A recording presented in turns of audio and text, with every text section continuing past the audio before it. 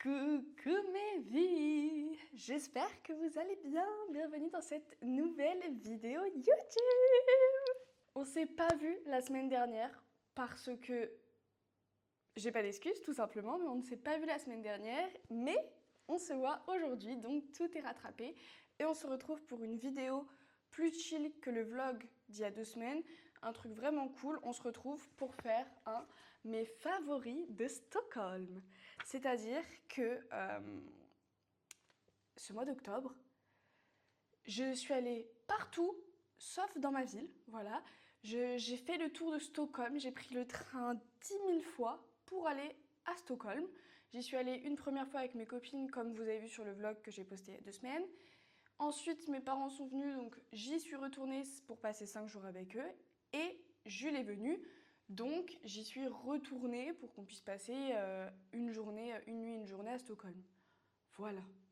Donc, avec tous ces allers-retours à Stockholm, j'ai eu le temps de regarder les trucs sympas, de faire des trucs différents à Stockholm. Et je vais vous parler de mes trucs préférés, de mes petits tips.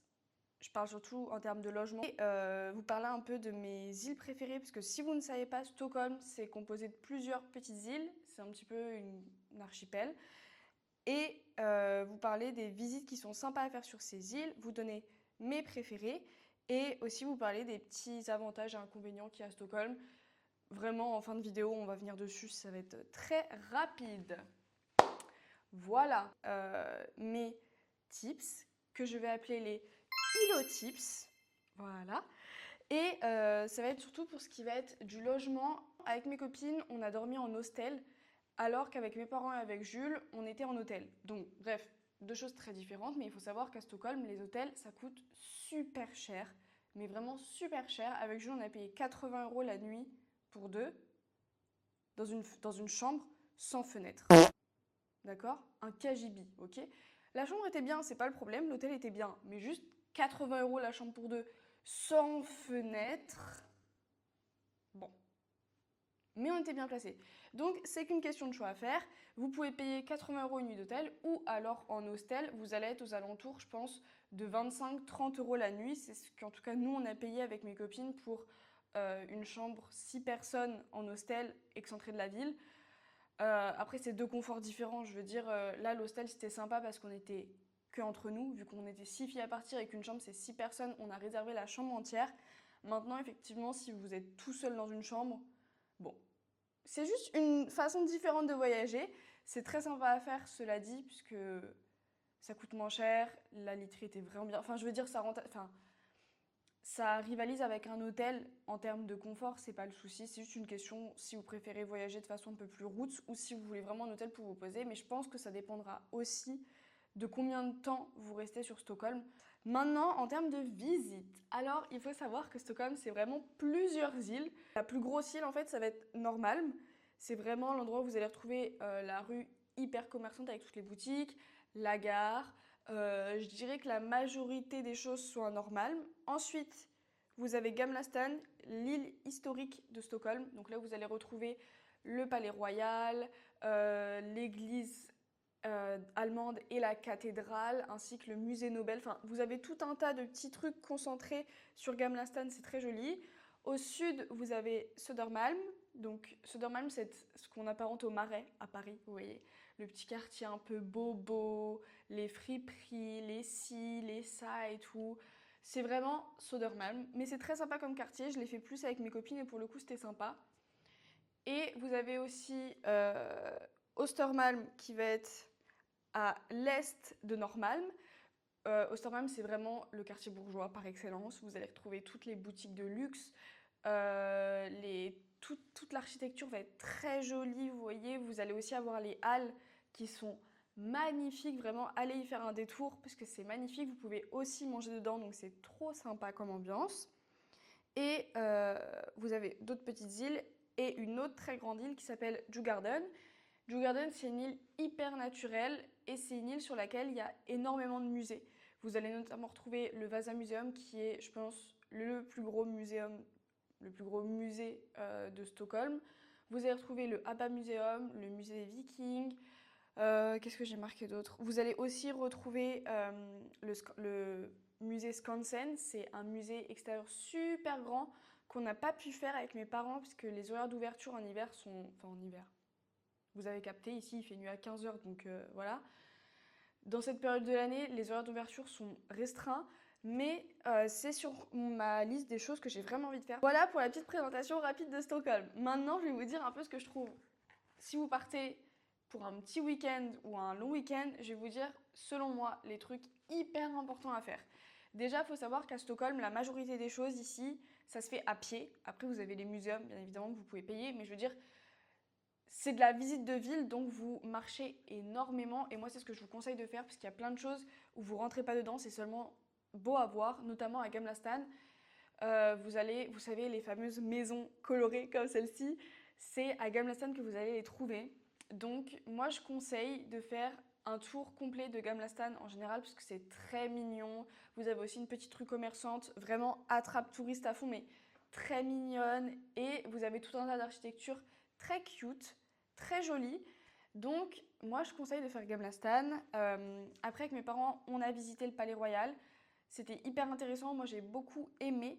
Si je dois juste mettre un petit bémol, et ça va être le cas pour la plupart des choses à Stockholm, en tant que Français, si vous ne parlez pas anglais, c'est un peu la galère parce que vous allez avoir les visites qui vont être soit en anglais, soit en suédois. Et les audioguides, je pense notamment pour le Palais Royal, c'était la même chose. La plupart du temps, vous avez des audioguides français, mais au Palais Royal, vous n'en avez pas.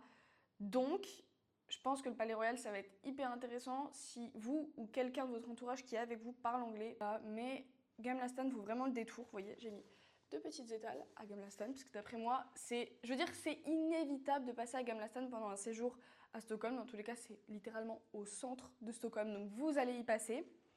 Ensuite, je vais avoir aussi en 2 étoiles Djurgården. J'ai adoré, et comme je vous ai dit, j'aimerais trop faire le musée Skansen, donc vraiment Djurgården, j'ai adoré, c'était super. Vous allez notamment retrouver le musée Vasa, le musée ABBA que nous on a fait. ABBA, c'est toute une expérience autour du groupe de musique, c'est hyper bien fait, ludique, c'est très sympa à faire.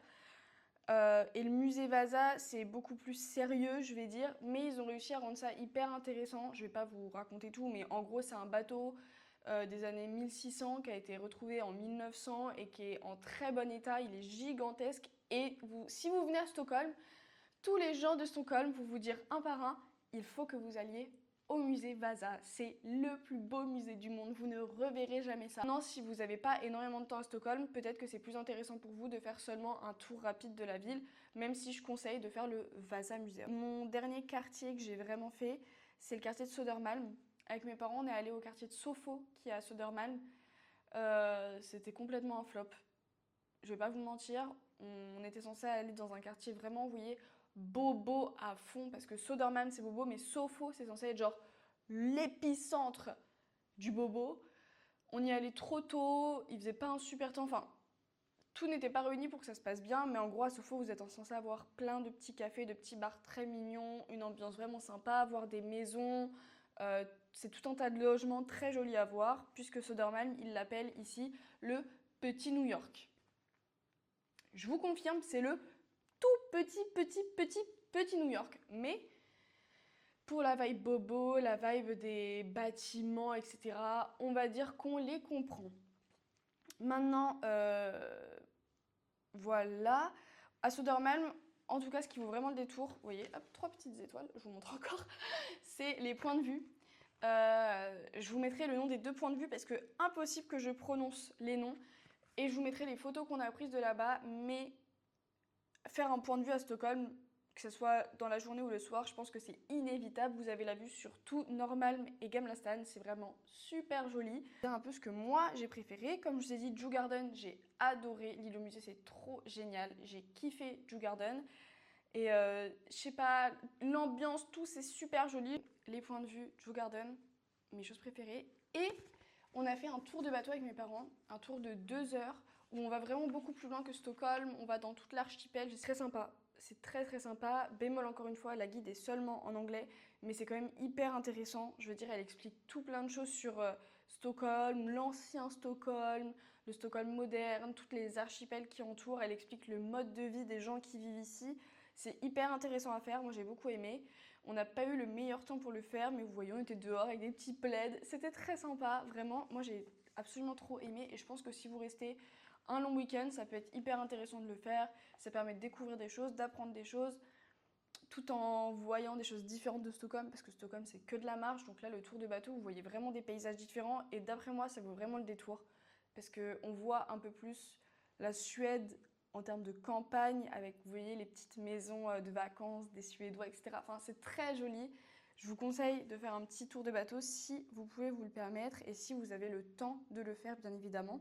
En termes de petits points positifs et négatifs que je vous ai dit, on a parlé des visites qui sont beaucoup en suédois et en anglais. Le prix des transports en commun. Alors, il faut savoir que là où je vis, les transports en commun, c'est déjà cher, d'après moi, pour ce que c'est.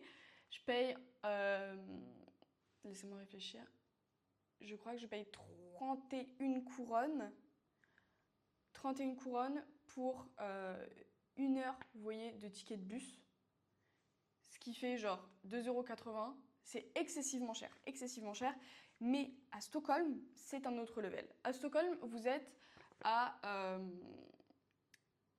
Stockholm, je crois que vous êtes à peu près 4 € le ticket de métro, qui est censé vous durer 75 minutes. Mais bref, nous on a eu que des galères avec mes copines, ce qui fait que pour un week-end, je vous parle vraiment d'un week-end, samedi, dimanche, j'en ai eu pour 30 € de transport en commun. 30 € de transport en commun.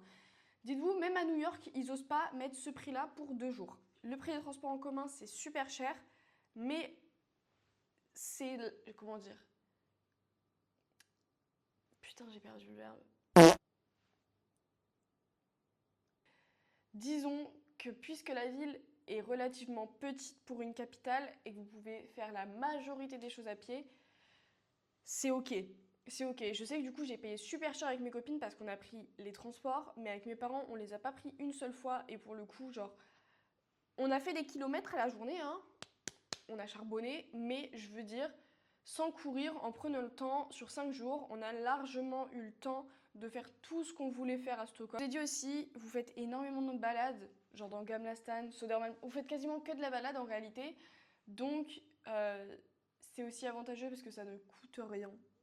Voilà, petit rat, hein. Avec mes copines, on n'a rien fait de payant, on a beaucoup marché et pris les transports en commun. Ça, c'était payant, je m'en souviens, ne vous inquiétez pas, et mon compte en banque s'en souvient.